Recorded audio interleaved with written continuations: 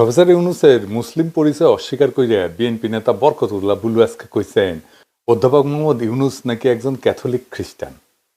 নাউজুবিল্লাহ। আওয়ামী লীগ হাসিনা প্রফেসর ইউনূসের বিরুদ্ধে নানা কুৎসা রটনা করেছে, কিন্তু কখনো এই লেভেলে ক্যাম্পেইন করে নাই। শোনেন আগে কি বলিছে সে।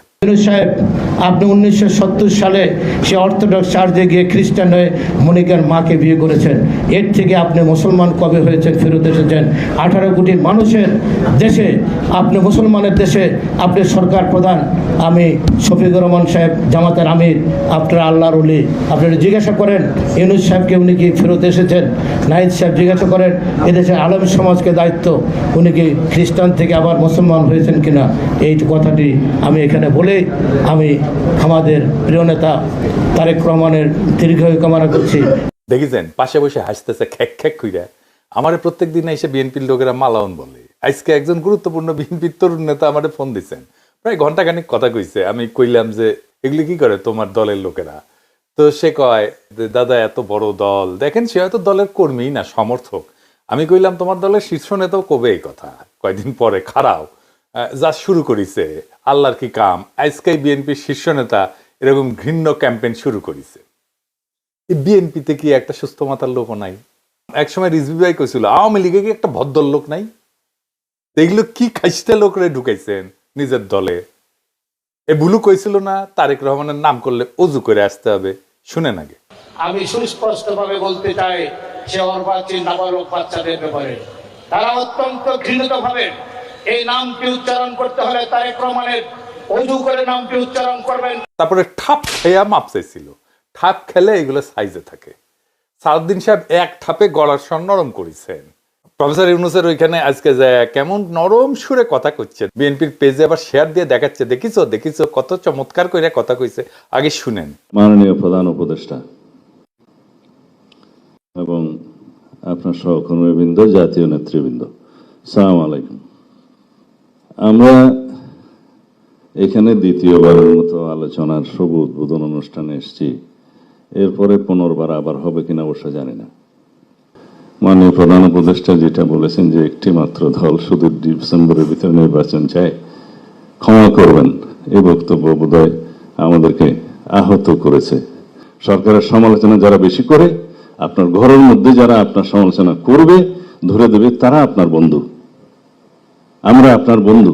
দেখেছেন ঠাপ খেয়ে সোজা হয়ে গেছে, একেবারে রুলারের মতো সোজা হয়ে গেছে। আরো হবে, আরো হবে। ও এখন করছে যে সমালোচনা করি তো আমার বন্ধু। তো আমি যখন সমালোচনা করিছিলাম তখন বন্ধু মনে হয়নি না, তখন তো শত্রু বানায় কি শুরু করেছিলেন, এখনো করিচ্ছেন। হ্যাঁ, সব খেয়াল আছে, বুঝেছেন। সাউদ্দিন সাহেব খুব দুঃখ পেয়েছেন। উনি আগে কইছিলেন যে ওনার প্রতি অন্যায় হইতেছে, ওনার পোলারে এর মধ্যে টাইনে না, আমি মহা অপরাধ করিচ্ছি। এটা ঠিক হয় নাই। সাউদ্দিন সাহেবের ধমকের কথা বলা থামিছে না। আবার শুনেন। আমরা এখানে দ্বিতীয়বারের মতো আলোচনার শুভ উদ্বোধন অনুষ্ঠানে এসেছি। এরপরে পুনর্বার আবার হবে কিনা অবশ্য জানি না। ওনার সুর অতি নরম হইয়াছে, ইহা ভালো। এইটারে বলে সাধারণ মানুষের পাওয়ার। এই পাওয়ার ক্ষমতাবানদের স্বর নরম করতে বাধ্য করে। সাউদ্দিন সাহেব কইছে যুদ্ধের মধ্যেও নাকি পরিবারকে এর মধ্যে আনা হয় না। আমি খুব খারাপ কাজ করছি। ওনার পোলা যে এসালমে বসে চাউর হয়েছে সেটা নিয়ে কিছু কইছে, শুনেন ওনার কথা। নির্বাসনে, নির্যাতনে, কারাবাসে আয়না করে যার জীবন গেল 17 বছর, তাকে আজকে দেশদ্রোহী বানানো হচ্ছে। এই কি রাজনীতি হওয়া উচিত? যারা আমরা গণতান্ত্রিক উত্তরণ ঘটাতে চাই এবং গণতন্ত্রের কথা বলি, নির্বাচনের কথা বলি, গণমানুষের কথা বলি, তারা বাংলাদেশের বিরুদ্ধে হয়ে গিয়েছে কিছু কিছু কুচক্রী মহলের।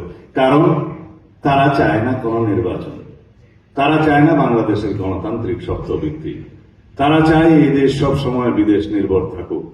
তারা আমাদেরকে দেশদ্রোহী এবং অন্যান্য দেশের এজেন্ট বানাতে তৎপর হয়ে উঠেছে। এমনকি এই পর্যায়ে গিয়েছে যে আমাদের ছেলে সন্তানদের বিরুদ্ধেও তারা এই সমস্ত কুৎসা রটনার অংশ বানিয়ে নিয়েছে। আমরা রাজনীতি করি, আমাদের নিয়ে সমালোচনা সত্য মিথ্যা অনেকে করতে পারেন।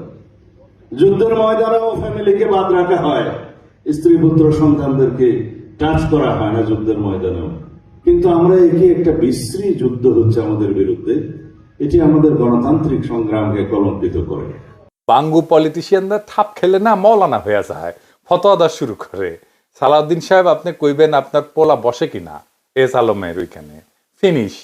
আজাহারি করার তো কিছু নাই, অভিযোগ উঠিছে জবাব দিবেন, পলিটিশিয়ান আপনি, জবাব দেওয়া আপনার কর্তব্য, কারণ এটা কনফ্লিক্ট অফ ইন্টারেস্ট। তো আপনি যে মৌলানা সেজা গেছেন অসুবিধা নাই, তো আপনার আব্বাই সম্মানিত আলেম আছিলেন, কোনো সমস্যা নাই, খাপে খাপ হইছে। তো নিজের দলের নেতা যে প্রফেসর ইউনূসের পরিবারটা চাইলেন, আপনি আসরি ধর্ম পরে শিখাও। আপনি সালাউদ্দিন সাহেব আজকে গিয়ে বলে আসছেন আমাদের প্রতিপক্ষ ভাববেন না। শুনেন, আমাদের চাইতে বেশি সাপোর্ট আপনাদেরকে আর কেউ দিয়েছে বলে আমি জানি না। আমাদেরকে প্রতিপক্ষ ভাববেন না। পুরো উপদেষ্টা মন্ডলীর কর্মকাণ্ডে কোনো কোনো সময় আমাদের মনে হয়েছে যেন আমরা অপোনেন্ট বা প্রতিপক্ষ, সেটা আমাদেরকে বুঝতে দেবেন না। আর আরেকদিকে আপনার নেতা এইসব বললে তো আমরা কি ধরে নেব যে আপনি মুখপাত্র বিএনপির, মানে বিএনপির মুখ, আর বুলু বিএনপির গোয়া? হ্যাঁ, তো বুলু সাহেব, প্রফেসর ইউনূস খ্রিস্টান কিনা পরের আলাপ। বাংলাদেশে খ্রিস্টান আছে না? যত কম হোক, আছে তো নাকি? বৌদ্ধ আছে না?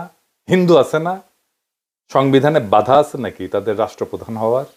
অসাম্প্রদায়িক বাংলাদেশ কইতে কইতে তো কাইট হয়ে পড়ে যান। ইন্ডিয়ার যখন কাটেন ফসাদ করে বের হয়ে যায় অসাম্প্রদায়িকতা দিয়া, আর ক্ষমতার হজম হয়। আর অন্য টাইমে এই 60-এর দশকের ভিলেজ পলিটিক্স বের হয় না। হ্যাঁ, এই পলিটিক্সের দিন শেষ, উস্কা দিন গুজার গিয়া। তো ওই বুলু এটা কইছে কেন জানেন? কারণ ওই এই বুদ্ধিটুকু আছে যে বাংলাদেশের ইসলামপন্থীরা প্রফেসর ইউনূসের পিছিয়ে দাঁড়াইছে, তাই খ্রিস্টান বয়ান আনিছে।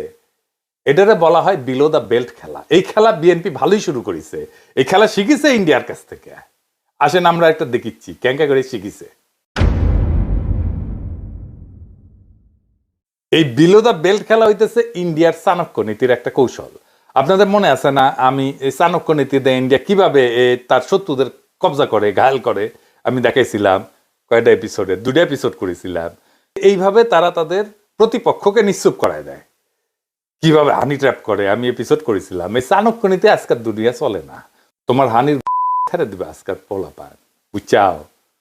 বুলুর এই বক্তব্যের মাধ্যমে দেশবাসীর কাছে এতদিনে যা স্পষ্ট হইল তা হইতেছে বিএনপির এই নেতা বুলু রয়ের এক পাকা এজেন্ট, পাকা পাইকে গেছে, পড়িছে এখন গাছ থেকে।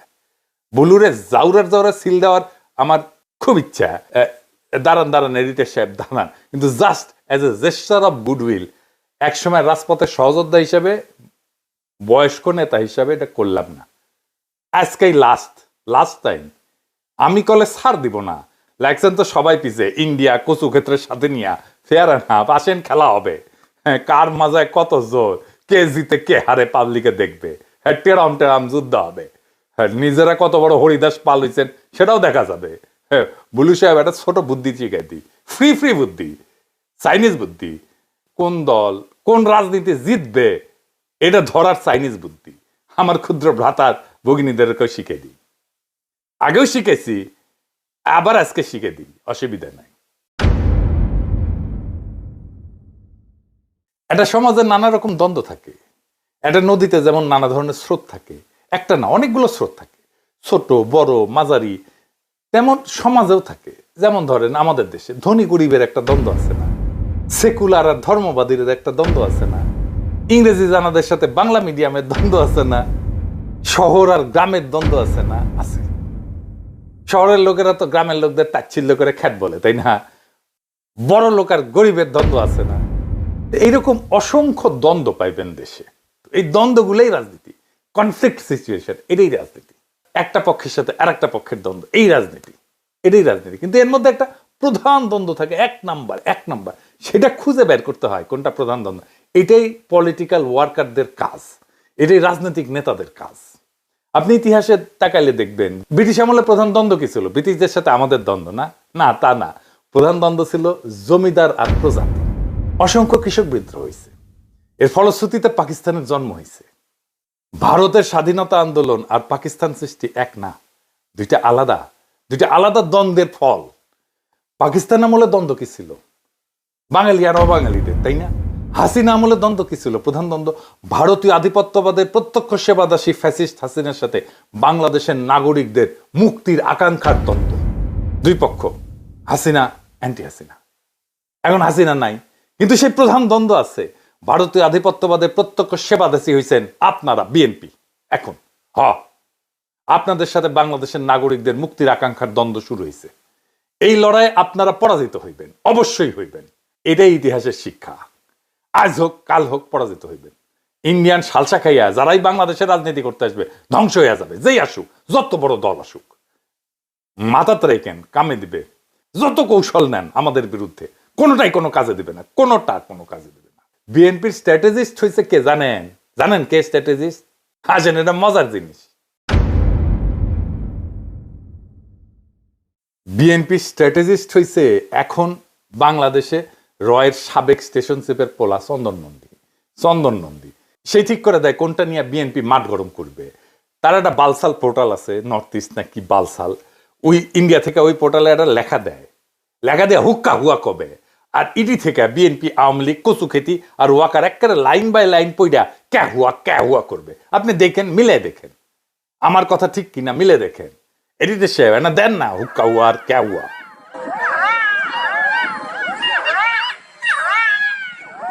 আসেন, চন্দন নন্দীর নতুন ক্যারা উঠেছে সেটা দেখি।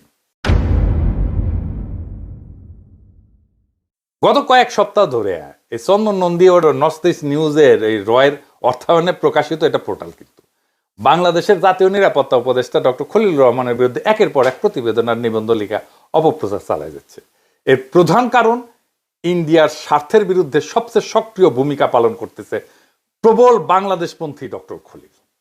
আমি তো ওনাদের ব্যক্তিগতভাবে চিনি, আমি তো জানি উনি কি জিনিস। ওরা তাকে ডেঞ্জারাস ম্যান বলে অভিহিত করছে। এই প্রোপাগান্ডার অসৎ উদ্দেশ্য হচ্ছে ডক্টর খলিলকে মানসিক চাপে ফেলা, দেশ থেকে বাধ্য করা। এবং এই জন্যই বিএনপি এটা তুলে ধরিছে, ডক্টর খলিলের পদত্যাগ দাবি করেছে বিএনপি। বুঝেছেন? ওই চন্দন নন্দী উটি থেকে স্ট্র্যাটেজি দিছে, বিএনপি এটা খাইছে। এটাই বিএনপির সাথে রয়ের আন্ডারস্ট্যান্ডিং, বুঝছাও? নর্থ ইস্ট নিউজের 11 এপ্রিল তারিখে চন্দন নন্দী একটা অপতথ্যমূলক মিথ্যা রিপোর্ট প্রকাশ করে। সেখানে ডক্টর খলিলুর রহমানকে 2001 সালে সংঘটিত একটা হত্যাকাণ্ডের ঘটনার সাথে জড়িত করার অপচেষ্টা চালায়।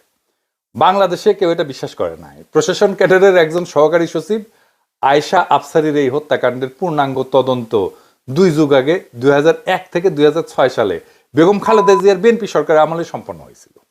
তদন্ত প্রতিবেদনে বলা হয়েছে ওই নারী অফিসারকে তার স্বামী গুলি করে হত্যা করার পর তিনি নিজে আত্মহত্যা করছিলেন। তখনই তাদের ডক্টর খলিলুর রহমানের কোনো সংস্রব পাওয়া যায়নি, পাওয়ার কথাও না আসলে। আজ প্রায় 25 বছর পর সেই বিএনপির এক শীর্ষ নেতা, যিনি তখন একজন প্রতিমন্ত্রী ছিলেন, মিস্টার বুলু, এখন রয়ের কর্মকর্তা চন্দন নন্দীর ছড়ানো ভয়াবহ মিথ্যা প্রচার কেন নিজের কণ্ঠে তুলে নিয়ে পুনঃপ্রচার করলেন। আর যে 3 জন উপদেষ্টা, একজন খলিল, আমি আগেও বলেছি ডবল মার্ডার কেসের আসামি, সেই মার্ডারের পরে থেকে গেল, আবার অনেক বছর পরে সে ফেরত এসেছে মার্কিন পাসপোর্ট নিয়ে। সে লতিফুর রহমানের পিএস ছিলেন। এই ইতিহাসটি না বললে নয়। সেখানে লতিফুর রহমানের একজন প্রোটোকল অফিসার ছিলেন, ফরেন মিনিস্ট্রির ডিএস, অপূর্ব সুন্দরী একজন মহিলা। তার স্বামীও ছিল ফরেন মিনিস্ট্রির একজন উপসচিব ডিএস। কুমিল্লার একটি বিখ্যাত পরিবারের তারা সন্তান। আপনি সুকৌশলে সেদিন লতিফুর রহমানকে দিয়ে এই মহিলাকে ওয়াশিংটনে পোস্টিং করে দিলেন। তার স্বামী তাকে যেতে দেবে না। আপনি জোর জবরদস্তি করলো তাকে ওয়াশিংটন যেতে হবে। তারপর ওই ভদ্রলোকের উপসচিব তার রিভলভার দিয়ে তার ছেলে ওয়াইফকে গুলি করে হত্যা করেন, পরে নিজেও সুইসাইড করেন। এর পরের দিন আপনি খলিল রহমান আমেরিকা ফিরে গেলেন। আর আপনাকে ডক্টর ইউনূস 25 বছর পরে আপনাকে আমেরিকান পাসপোর্টে নিয়ে এসে আপনাকে জাতীয় নিরাপত্তার দায়িত্ব দিয়েছে। এটা হলো কি ষড়যন্ত্র? পোর্ট এবং মানবিক করিডোরের নামে আপনার দেশটাকে বিক্রি করে দেবেন। এই গত 25 বছর কি তথ্য চাঁদাবাজ দখলদার বুলুর হাতে ছিল না?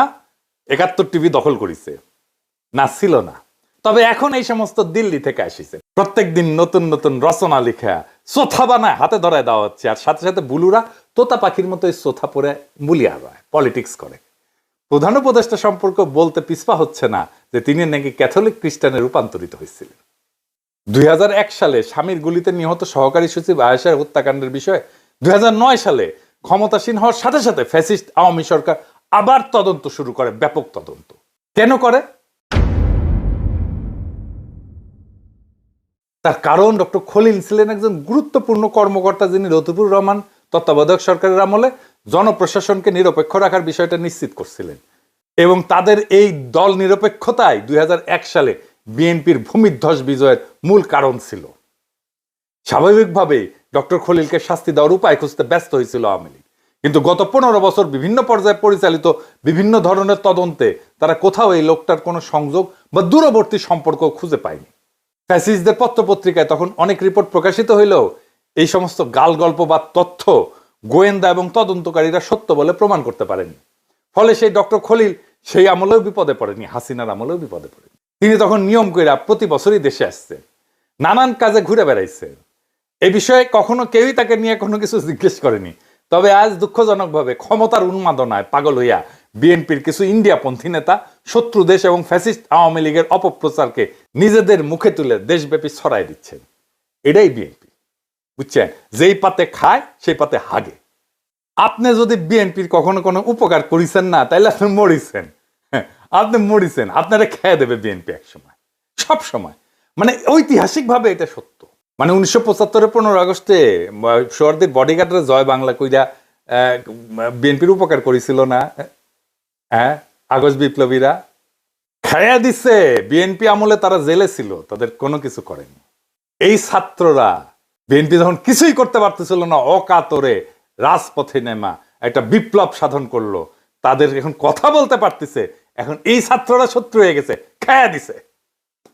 বিএনপির নিয়ে যখন কেউ কিছু বলতো না, যখন কেউ ডিফেন্ড করতো না, তখন এই শর্মা ডিফেন্ড করছিল বিএনপিকে। একবার না একাধিকবার প্রত্যেকটা বিষয়ে ডিফেন্ড করছে। আর আমার সাথে সেই শত্রুতা করে। যেই পাতে খায় সেই পাতে হাগে বিএনপি। বাংলাদেশ বিরোধী এবং এদেশের বিভিন্ন দেশপ্রেমিক মানুষের বিরুদ্ধে প্রথমে এই সমস্ত কথা বলা বা লেখা প্রচার করা হয় ইন্ডিয়ার বিভিন্ন সংবাদ মাধ্যমে। তারপরে কখনো এটা বহন করে বিএনপির নেতৃবৃন্দ অথবা বাংলাদেশের সশস্ত্র বাহিনীর সেনাপতিরা এবং তাদের লেসপেন্সার কচুখেতিরা। তারপর বাংলাদেশের সংবাদ মাধ্যমের উপর ভর কইরা এমন অপপ্রচার ছড়ায় দেওয়া হয় সর্বত্র। এই পদ্ধতি বা কৌশল সম্পর্কে দেশবাসী সচেতন, সতর্ক এবং সজাগ থাকা জরুরি। ইন্ডিয়া যার বিরুদ্ধে লাগে তার বিরুদ্ধে তারা নানান অপবাদের ঝড় তোলে, যার মধ্যে থাকে নারী ঘটিত গল্প, জঙ্গিবাদের অভিযোগ, অস্ত্র এবং মাদক পাচারকারীর ভ্রান্ত দায়।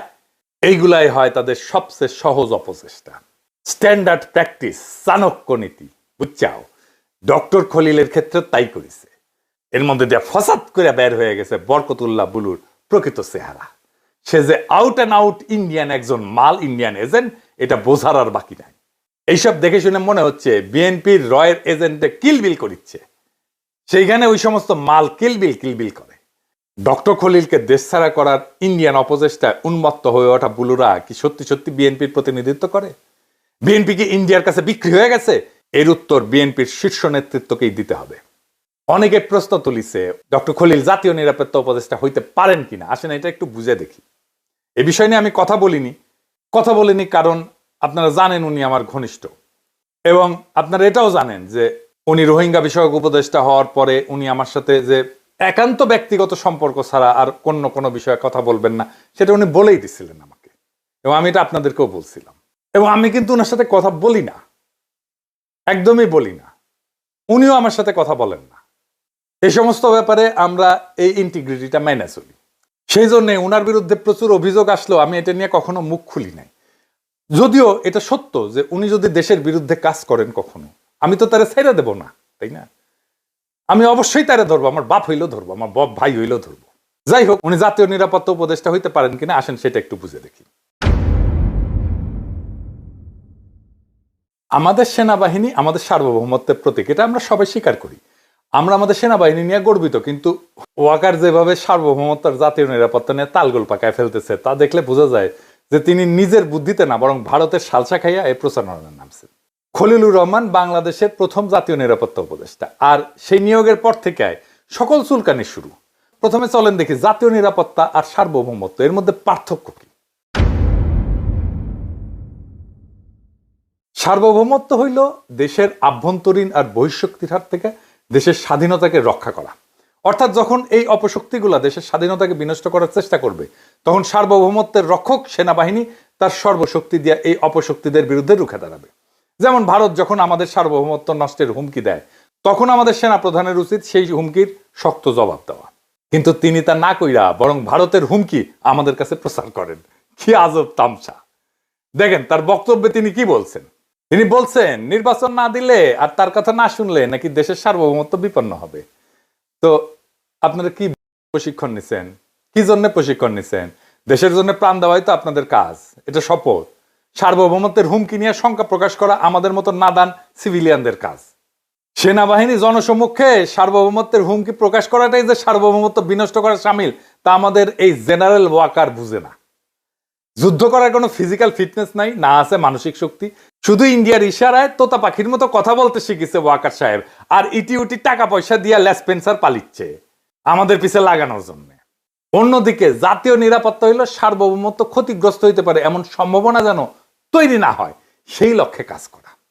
জাতীয় নিরাপত্তা হইলেও এইটা একটা সিভিলিয়ান লেড প্রসেস, যেখানে দুইটা দেশ তাদের আভ্যন্তরীণ, বাহ্যিক এবং পারস্পরিক নিরাপত্তা ইস্যুগুলো নিয়ে আলোচনা করে। এটা একটা আলোচনা এবং দেন দরবারের প্ল্যাটফর্ম। এখানে কূটনীতি, আমলাতন্ত্র, জাতীয় স্বার্থ আর সক্ষমতাকে বিবেচনায় নিয়ে কাজ করতে হয়। কোনো পেশাদার সেনাবাহিনী জাতীয় নিরাপত্তার পলিসি মেকার হইলে তা সেই সেনাবাহিনীর পেশাদারিত্বের জন্য ভালো লক্ষণ না। কারণ হইলেও একটা সভ্য দেশে বন্দুক যার হাতে থাকে, গুলি চালানোর সিদ্ধান্ত তার হাতে থাকে না। এই জন্যই ম্যাজিস্ট্রেসি একটা সিভিলিয়ান অ্যাক্ট। সেখানে একজন সিভিলিয়ান আমলা একটা উদ্ভূত পরিস্থিতিতে সার্বিক প্রেক্ষাপট বিবেচনায় গুলি চালানোর সিদ্ধান্ত নেন, আর তার সিদ্ধান্ত নেওয়া হলে গুলি চালানো কাজ করে অস্ত্রধারী বাহিনী। আপনি শুধু অর্ডার নেবেন সিভিলিয়ানের, এটা সেনাবাহিনীর কাজ। সিভিলিয়ানের অর্ডার মানা সেনাবাহিনীর কাজ। আবারও বলতেছি, আপনারা চাকর।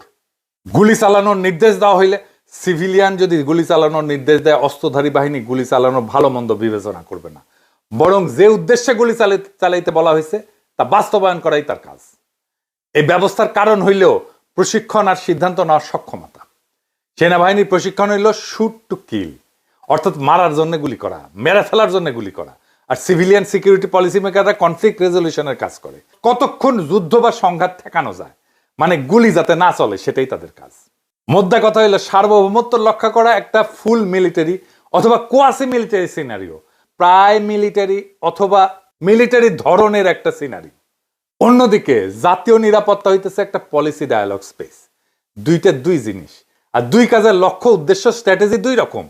আর তাই জাতীয় নিরাপত্তা উপদেষ্টার কাজের জন্য সবচেয়ে উপযুক্ত হইল একজন পেশাদার কূটনীতিক। কারণ একজন কূটনীতিক তার জীবনে প্রতিনিয়ত কনফ্লিক্ট রেজলিউশনের জন্য কাজ করে আসতেছে। যেমন ইউএন পিস কিপিং মিশনে আমাদের সেনাবাহিনী কাজ করে, ওইটা তাদের ফিল্ড এনগেজমেন্ট। কিন্তু ইউএন মিশন কোথায় হবে, কেন হবে, সে পলিসি নির্ধারণ করে জাতিসংঘে বসে একদল কূটনীতিক। তখন এই কাজে তারা ট্যাকটিক্যাল অ্যাডভাইস নেয় সামরিক বাহিনীর সদস্যদের কাছ থেকে। কিন্তু মিলিটারি ডিপ্লয়মেন্টের সিদ্ধান্ত কোনো মিলিটারি এন্টিটিকে দেওয়া হয় না, কারণ তাদের বেসামরিক সংবেদনশীলতা নাই। আমার কথা শুনে মনে হইতে পারে যে আমি কোন তালেবর যে ব্যাখ্যা দেওয়ার। আসলে তো আমি কোনো তালেবর না, আমার জাতীয় নিরাপত্তা নিয়ে কোনো অভিজ্ঞতা নাই। তবে ইন্টারনেটের এই যুগে তথ্য পাওয়া কোনো ব্যাপার না। যদি আপনার কোনো বিষয় নিয়ে পজিটিভলি জানার উদ্দেশ্য থাকে, আপনি জানতে পারবেন। চলেন দেখি অন্যান্য দেশ কি করে। যুক্তরাজ্য অর্থাৎ ইংল্যান্ডের জাতীয় নিরাপত্তা উপদেষ্টা হলেন জোনাথন পাওয়েল। তিনি 17 বছর যুক্তরাষ্ট্রের পররাষ্ট্র দপ্তরে কাজ করেছেন, এরপরে 10 বছর প্রধানমন্ত্রীর অফিসে কাজ করেছেন, তারপর তিনি জাতীয় নিরাপত্তা উপদেষ্টা হয়েছেন। Civilian man. যুক্তরাষ্ট্রের ট্রাম্প ক্ষমতা নেওয়ার পর জাতীয় নিরাপত্তা উপদেষ্টা হয়েছিল মাইক ওয়ালজ নামের একজন সাবেক স্পেশাল ফোর্সের কর্মকর্তা। কিন্তু সিগন্যাল অ্যাপে ইয়ামেন যুদ্ধ নিয়ে গোপন আলোচনায় একজন পত্রিকার সম্পাদককে উনি অ্যাড করছিলেন, বিতর্কিত হন, তখন তাকে সরায় দেওয়া হয়। সরায় ওই যে ধাতুত বুদ্ধি থাকে তো তাই আর কি। তাই এখন তাকে সরায় এক সাবেক কূটনীতিক এবং বর্তমান পররাষ্ট্রমন্ত্রী মার্কো রুবিওকে জাতীয় নিরাপত্তা উপদেষ্টার দায়িত্ব দেওয়া হয়। আর ওই মাইক ওয়ালসকে জাতিসংঘে রাষ্ট্রদূত করে পাঠানো হয়, যেন ওইখান থেকে জাতীয় নিরাপত্তা বিষয়ে ডিপ্লোমেসি শিখে আসতে পারে। ওয়াকার সাহেবের পেয়ারের ভারতের নিরাপত্তা উপদেষ্টা অজিত দোভাল, উই কি মিলিটারি ব্যাকগ্রাউন্ডের লোক না, পেশাদার পুলিশ কর্মকর্তা, একজন সিভিল সার্ভেন্ট। তবে নিরাপত্তা উপদেষ্টা সেনাবাহিনী থেকে আছে কিন্তু একটা দেশে, কুটি জানেন, পাকিস্তানে, যেখানে সেনাপ্রধান আসিমকে জাতীয় নিরাপত্তা উপদেষ্টা করা হয়েছে। ওয়াকার সাহেবের তো পাকিস্তানে কিছুই ভালো লাগে না, শুধু জাতীয় নিরাপত্তা উপদেষ্টার পাকিস্তানের সেনাবাহিনীর ক্ষমতা দখলের ইতিহাস ভালো লাগে। ওয়াকার মনে হয় পাকিস্তানের জেনারেলের মতো জাতীয় নিরাপত্তা উপদেষ্টা হওয়ার শখ হয়েছে। তো পাকিস্তানের জেনারেল আসিম তো ইন্ডিয়াকে সামরিক শক্তি দিয়ে দৌড়ের উপরে রাখছে। আপনি পারবেন? হ্যাঁ, আপনি তো ভারত আসবে শুনলে নিজেই দৌড় দিবেন, তারপর উষ্টা খেয়া পড়বেন। তখন ইন্ডিয়ার পালকি শর্মা বলবেন যে ভারতের সৈনিকের তারা খেলেন বাংলাদেশের সেনাপ্রধান। তখন দেশের অনেক জাতীয় নিরাপত্তা হইবে না। ডক্টর খলিল একজন ট্রু ন্যাশনালিস্ট, আর এইটাই ইন্ডিয়ার ভাবায়, তাই তার চারিদিক থেকে চেপে ধরেছে। দেখেন যে কয়টারে চেপে ধরবে বিএনপি, কচু খেতি আর ইন্ডিয়া, সেইগুলাই ট্রু ন্যাশনালিস্ট। মাথায় রেখেন। আপনি দেখেন আসিফকে ধরিছে না বিএনপি আর ইন্ডিয়া, নাহিদকে ধরিচ্ছে না, একই কারণ। আমরা বুঝতে পারি যে চরিত্র হরণের এই ধরনের অপবাদ যে কোনো মানুষকে ভয়াবহভাবে বিচলিত করে। এর শিকার হয় শুধু ভুক্তভোগী না, তার পরিবার, আত্মীয় স্বজন, বন্ধু বান্ধব সবাই। আমি আহ্বান জানাবো ডক্টর খলিলের পরিবার, বন্ধুবর্গ তার পাশে যেন আরো দৃঢ়ভাবে দাঁড়ান। এটাই সময় ওনার পাশে দৃঢ়ভাবে দাঁড়ানো। যার পিছে কচু খেতি লাগবে তার পিছে দৃঢ়ভাবে দাঁড়াবেন, কারণ কচু খেতি একজন ইন্ডিয়ান গু গু গু গু সলিড গু না, সলিড গু তো ভালো, মানে এটা তো স্বাস্থ্যবান গু। Most pathological and toxic version of গু এটা হইতেছে কচু খেতি, নিকৃষ্ট মানের গু। এবারে গুয়ের মর্যাদা দেওয়া যাবে না, ওই ডায়রিয়ার দাস্ত। ওর সাথে রিলেটেড যে প্রত্যেকটা ইন্ডিয়ান মাল, ইন্ডিয়ার স্বার্থ রক্ষার বাংলাদেশি এজেন্ট। খলিল ভাই, আপনি একজন দেশপ্রেমিক, দৃঢ়চেতা, সাহসী পুরুষ। আধিপত্যবাদী শক্তির বিরুদ্ধে আপনি বাংলাদেশের সম্মুখ ভাগের সেনাপতি। দেশের আপামর জনগণ আপনার পক্ষে আছে, থাকবে। আমরা আপনার সাথে আছি। আপনাকে দেশছাড়া করার জঘন্য চক্রান্ত বাংলাদেশের জমিনে কোনোদিন সফল হবে না, ইনশাআল্লাহ। ইনকিলাব জিন্দাবাদ।